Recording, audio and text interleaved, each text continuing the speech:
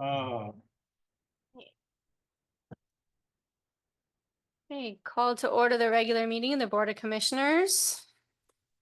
February 18th.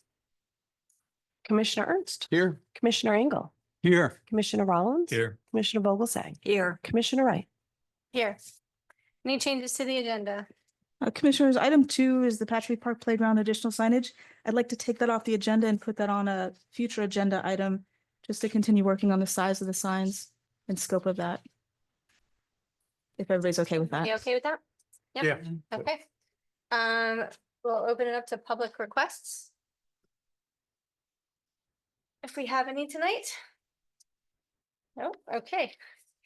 Moving on to approval of the minutes of the previous meeting held on February 3rd. Move to approve. Second. Commissioner Ernst, Yes. Commissioner Engel, Yes. Commissioner Rollins. Yes. Commissioner Vogelsang. Yes. Commissioner Wright. Yes. Motion passes unanimously. Okay, regular business, item 1, Patrick Park change order security conduit. Commissioners, on page 5 of your agenda packets is just a brief memo, an overview of the change order, which is to put the conduit in for future security cameras, similar to what we've done at Sugar Sand Park and what we're also doing here at the swim center. So tonight, just looking for a motion to approve this as presented. Any questions or concerns? No, I move for approval. Second. Okay. Okay, Commissioner Ernst, Yes. Commissioner Engel, Yes. Commissioner Rollins. Yes. Commissioner Vogelsang Yes. and Commissioner Wright. Yes. Motion passes unanimously. Okay, and not doing number 2 tonight, and number 3, quarterly budget update. Commissioners, page 13 of your agenda packets is a quarterly budget update. As you all recall, we adopted some goals and objectives as part of the new Florida statute, and one of those goals was to provide some quarterly budget updates. And this is your quarterly budget update. I'm happy to answer any questions if you have them. No action needed. It was just an informational discussion item. Okay. Go ahead. I think you did an excellent job in keeping us up to date on this because I don't think we've ever known exactly where we stand at this point in the year. And all this is very good information. Thank you for all your hard work. I want to thank Merv as well. And you'll see in the second quarter, we've started to get some of the city invoices. So those will be reflected in those next update. Anybody else? Just one observation. Joanne's done a wonderful job of kind of keeping me up the breast on all the investments and our activities that we've done. But I asked her specifically because I kind of forgot, and it's easier for me to look at a calendar year basis of what's going on as opposed to the city's or the government's way of doing August, or I was October to October and all that. But for the past year, you know, we do have a lot of revenue and different things, but it's been all invested. And so it's not easy to keep it invested and move it back and forth and stuff. And she's done exactly that to minimize the lost interest earnings. And so that what we did do in the past year, according to the statement for the end of December, is we maximized our income to the tune of $3,120,000, a little bit more. 3 million, that's a big number for interest earnings. So that's a park. That's Jordan's playground. So that's really goes to the staff for kind of moving things back and forth, monitoring it and getting it invested all the time. So I think that's pretty good. So thank you. And that's why you're the treasurer. So just watching it. I just watch. That's all. He stays on top of things. Yeah. He's not giving himself enough credit. He's very involved. Okay. So no action needed on that. So moving on to approval of payroll and invoices. Okay. Let's go kind of quickly. This could be, I need to delay this or something. We'll never beat your record. We'll never beat that record. Let's go through each line item here. That's not the same we did. Okay. I'd like to make a motion for approval of payroll and invoices in the amount of $3,731,801.67. Second. Ready? Commissioner Ernst, Yes. Commissioner Engel, Yes. Commissioner Rollins. Yes. Commissioner Vogelsang. Yes. Commissioner Wright. Yes. Motion passes unanimously. Hey, Reports and discussion items, Executive Director. Just a couple of items and I'll talk slowly so we make sure we go over that 10-minute mark here. The ribbon cutting for DeHornley Maintenance Facility is confirmed for February 24th. So that'll be happening. Also at a previous meeting, a question came up from Commissioner Ernst about beach volleyball, so I got some feedback on that. There's no nets allowed on the beaches during turtle nesting season, which is from March through November. Post turtle nesting season, there are nets at Spanish River and South Beach. The Red Reef Beach is too narrow for volleyball and to allow for people to pass through. So there's also sand volleyball at the picnic area by the Spanish River Park near the center tunnel. So those are the places that people can play on the beach. So I want to give that information. And then we got the numbers. I shared those numbers for the roller hockey rink use. I'm sorry, multi-sport rink at Sugar Sand Park. The numbers for that facility were shared with you guys earlier this week. And that's it. Just Legal one quick counsel. item. Yeah, just one very quick item. I know that we all have been following the settlement progress with regards to JJ Morley. Just wanted to report to the commission that through our special counsel, we've received payment of the settlement amount, $90,000. A check, I believe, has been delivered to Brianne, and that should put an end to that particular litigation. Both releases have been signed by the various parties, so that issue is now resolved. Want the commission to be aware, but that's all we have. Thank you, Madam Chair. Thank you. Okay, Commissioners. Craig, you want to go first?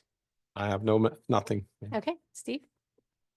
Just to echo what was said before by Susie about the budget update, you guys did a phenomenal job. And we're really lucky to have you to take care of this. And you don't have to send me any flowers or candy or anything like that in return. We're good. Thank you. But really, I really appreciate the job you guys do. And that's it. We have a good team. Okay, Bob? As I was coming into the building, there's a father and looked like his 9-year-old son walking toward the tennis courts. His father had tennis rackets over his shoulder, of course, and the kid was just hopping along, skipping along, like could hardly wait to play tennis with his dad. And and that's the reason why I like this job so well, is that we do such a great job with recreation.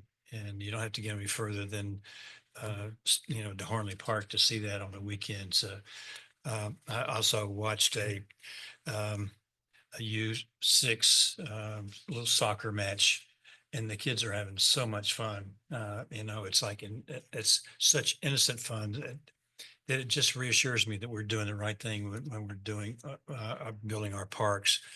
And it concerns me a little bit with the growth and the development that we're experiencing or will experience downtown and also in Yamato, when we have the brick with the townhomes they're planning on putting in their offices. And it just brings focus to the fact that we need to plan very carefully what recreation places we have. And, over the years, it's pretty much been up to us to develop recreation facilities. I can't remember the last time that the city actually put up a recreation facility, and now we're moving the memorial softball facility, which I know a lot of people have expressed sadness at that, because that's where they started their program with their children. The same thing with the T-ball, the little baseball diamond that's over there on Crawford Boulevard, skateboard park, that area, not to mention the Memorial Tennis is going to go somewhere. And I don't know that there's been any plans. You may recall that in the last joint meeting we had the council, I asked about the tennis courts, where we're going to go, and George didn't have an idea.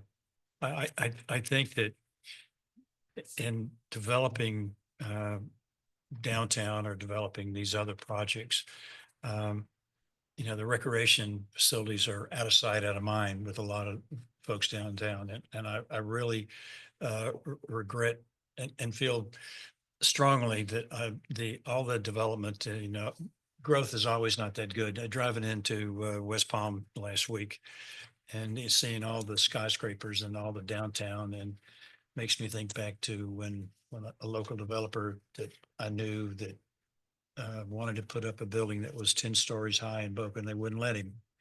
He was just a little bit too many years early to.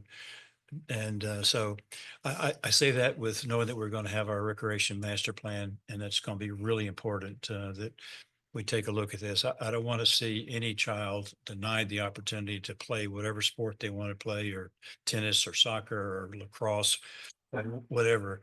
It's important to me that we continue the legacy that we've made with building our parks and the way we do those things. And I wish that there had been a little more transparency in this haste to build the master plan downtown. A couple of other things is that as we're celebrating the centennial of the city, and we do a lot of things for the youth in the community, and it seems like, that's a lot of our focus. But when I first moved here, we had a very active senior softball program. And you see the guys with the knickers, the white socks, and the Bermuda shorts, and I thought that was pretty cool. But I wasn't planning on joining them anytime soon. But blink, and here I am, where I could do that. But I know other communities celebrate their senior activities with some type of a senior recreational activities, whether it's a tennis tournament, a pickleball tournament, or some other activities. And I think if Greg, if you're Stevens, if you're listening, give that some thought about doing something like that for the seniors, since we do so much for the youth.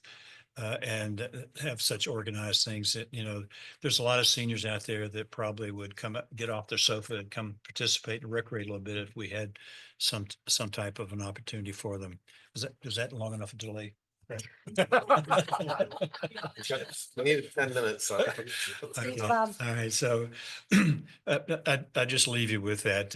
Our recreation master plan is going to be probably the last opportunity we have to develop recreational facilities, because we're running out of space to put it.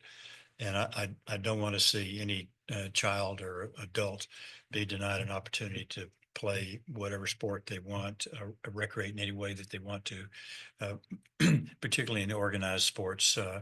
And I'll put in another plug too for a field house, which I think we sorely need in this community. If you see the activity that's taking place over at Sugar Sand, and now we're running into numerous conflicts there as other sports expand. So thank you very much, and good job with the report, Brianne, and to you, Joanne, for good job with the finances. Thank you, Bob. Well, to carry on what Bob has been saying, our top soccer program is over at Woodlands, which is not one of our parks, obviously, but to see the condition, and I've been emailing with Jim Henniger. He knows that, we have a sand pit over there, but it just emphasizes what you're saying, Bob, is we need more fields so that we can spread the wealth and have kids, as many kids possible, but also have it in safe condition for the kids. Because the way that things are right now, youth sports shouldn't be playing soccer on that much of a sandy surface. They should have grass or artificial turf, whatever. Also, again, some of the infrastructure needs some addressing, so they're going to start looking into that.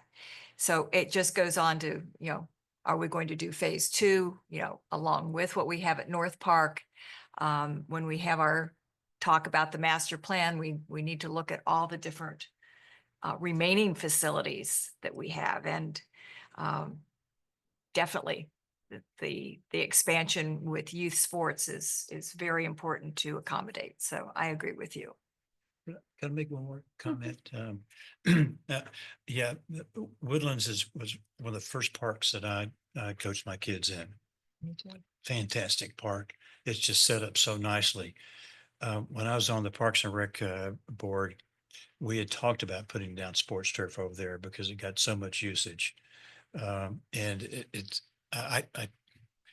I would suggest this too, that if that facility was in our domain, we probably would be given a little more attention than what they're getting now. But it just speaks to the fact that our facilities are stretched to the limit.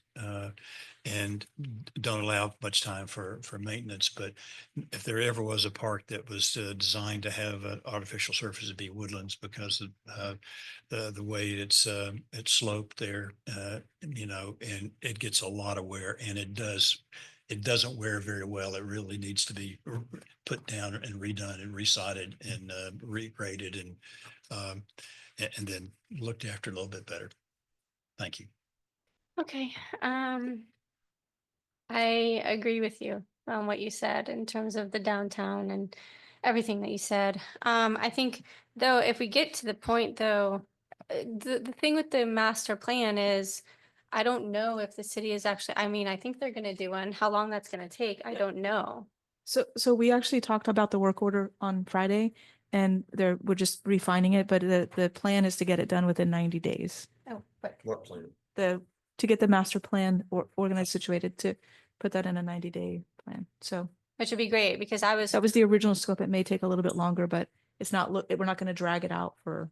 worried it was gonna take too long, because, it's kind of being rushed, trying to decide where some of these things are gonna go, and I don't wanna rush with our properties saying, oh, we can put this here, we can put this there, and then we look at the master plan, 90 days down the road, and it has a different recommendation for us, you know what I mean? So the sooner we get that, I feel like the better. That way we can really discuss things with the city and decide where things should go, and who's gonna pay for what and what's gonna go where.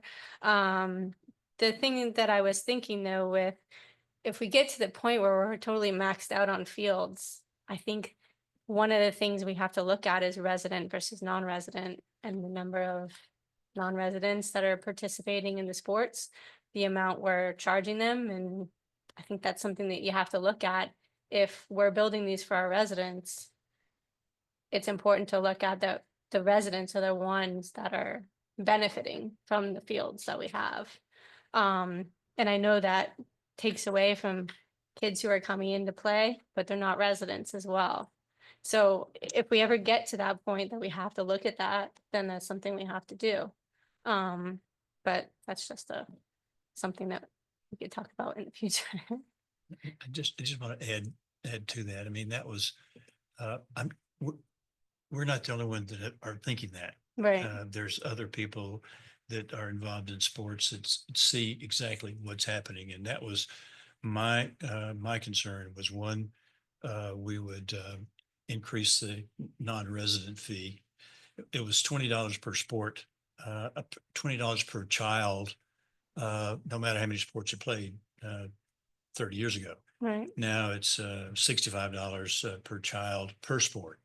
So Saber's writing a check to the city for a nice tidy sum for the non-resident fees that we collect from those non-residents. But it gets to the point too, where, as I was mentioning, where they may be forced out or they may be priced out, one of the two, and to allow the rest of us to recreate.